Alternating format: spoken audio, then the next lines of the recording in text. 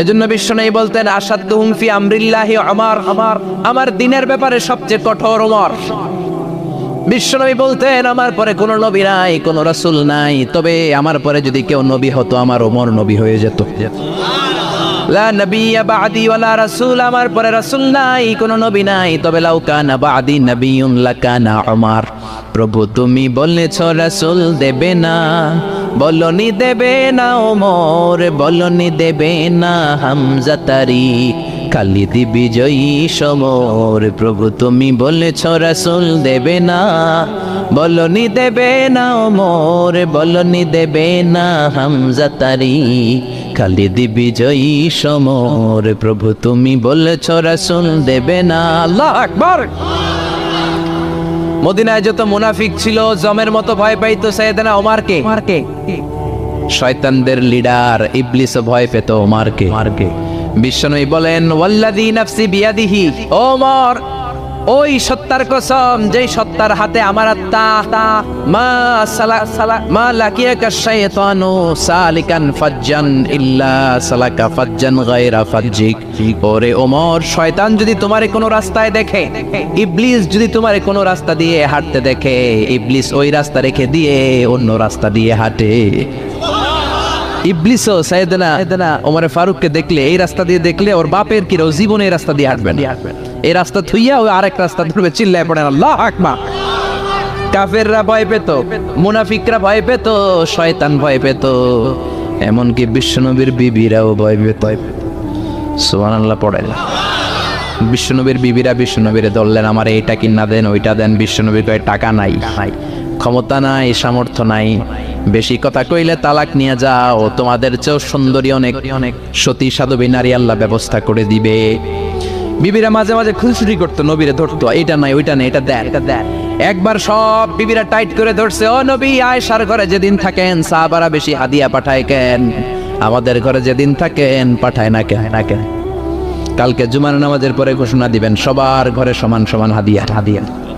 নবী কয় আমি হাইতান্ন। ও মিয়া, কে হাদিয়া দিবে, কটুক দিবে, এটা কি ইমাম সাহেবের কাজ?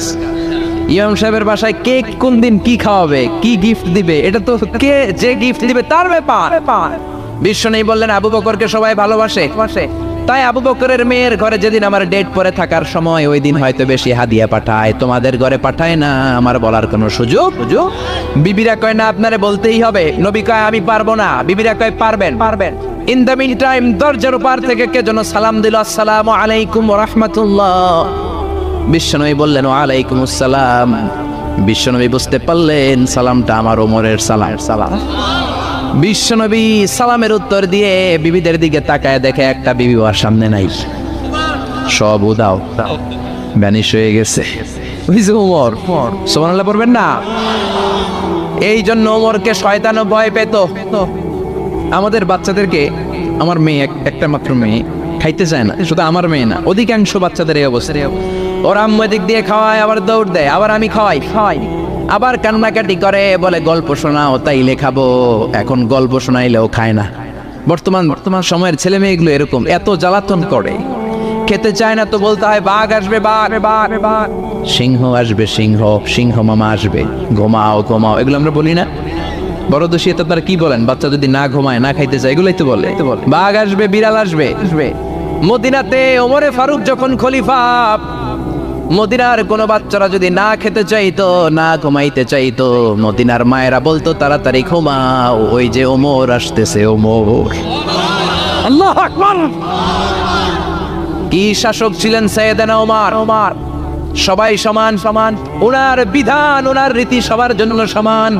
মদ খাওয়ার অপরাধে নিজের কলিজার টুকরা ছেলে আবু শাহমাকে 80টা বেত মেরেছে। হাদিসটা দাঈফ, তবে শিক্ষা আছে আমাদের জন্য। 80টা বেত মেরেছে। এক রাতে পাওয়া যায় বেত মেরে ছেলেটাকে আহত করে ফেলেছে, আর এক রাতে পাওয়া যায় পিটাতে ছেলেটাকে দুনিয়া থেকে শেষ করে ফেলেছে। ছেলের মুখে গন্ধ পেয়েছে। আর শরীফতা খামরান, কিরে মদ খাইছস? না বাবা, শরীফ তো নাবিজ, আমি নাবিজ খেয়েছি। নাবিজ খাওয়া যায়। নাবিজ হচ্ছে রাতের বেলা আরবরা দুধের মধ্যে শক্ত ফুরমা ছেড়ে দেয়। 1 কেজি দুধের মধ্যে 10টা শক্ত খুরমা ছেড়ে দিলে সকালবেলা দুধের কালারটা সাদা থাকে না, শক্ত খুরমার রস টেনে ওটা লাল হয়ে যায়, খেতে বড় মজা। এটাকে বলে নাবিজ।